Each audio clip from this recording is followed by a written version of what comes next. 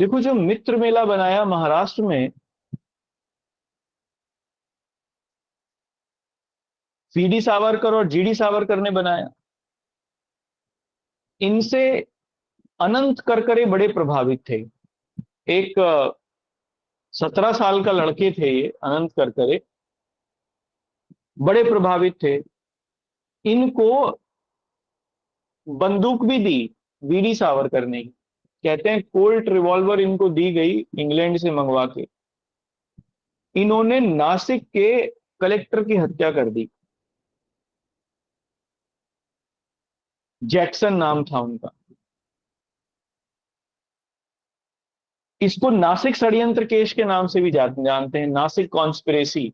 बाद में इसी को लेकर वीडी सावरकर को पकड़ के लाया गया था इंग्लैंड से, क्योंकि इंग्लैंड चले गए थे। वहीं से इन्होंने हथियार स्मगल किए इंडिया में।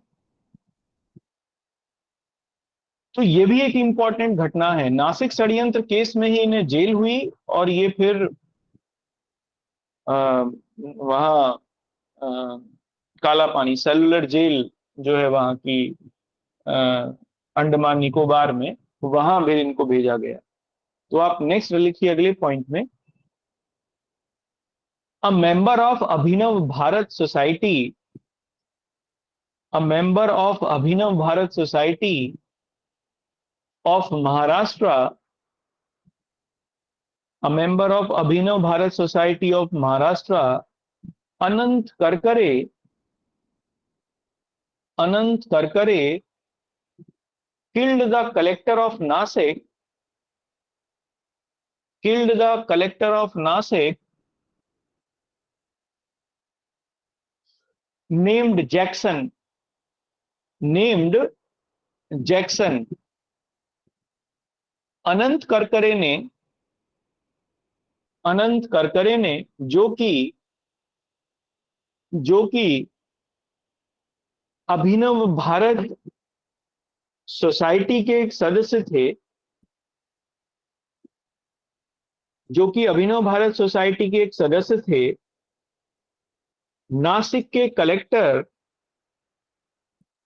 नासिक के कलेक्टर जैक्सन की गोली मारकर हत्या कर दी। जैक्सन की गोली मारकर हत्या कर दी।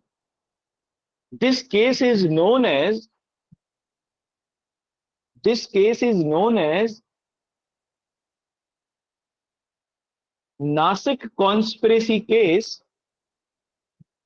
Nashik conspiracy case in history, in history.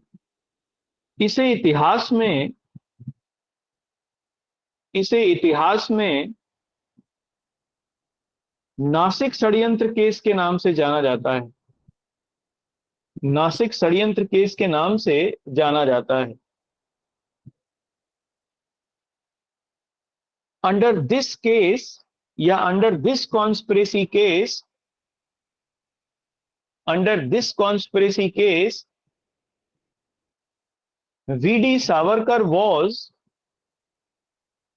VD Savarkar was trialled, VD Savarkar was trialled. ये पूछा गया एग्जाम में, ठीक है।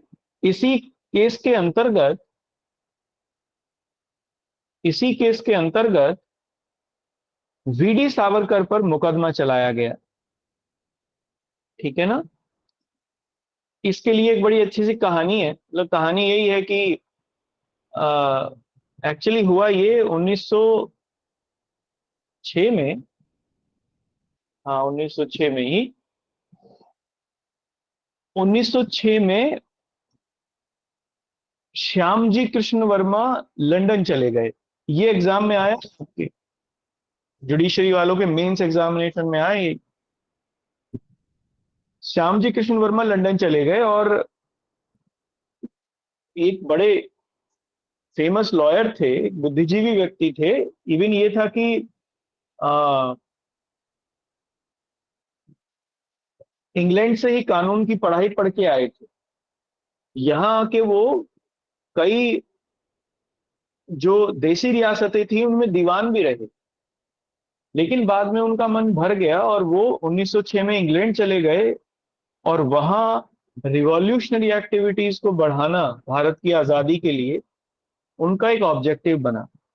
तो उन्होंने इंडिया होम रूल सोसाइटी की स्थापना की, इंडिया होम रूल लीग, बल्कि नाम तो सोसाइटी था लेकिन लीग कहते हैं इसे, इंग्लैंड में लंदन में की।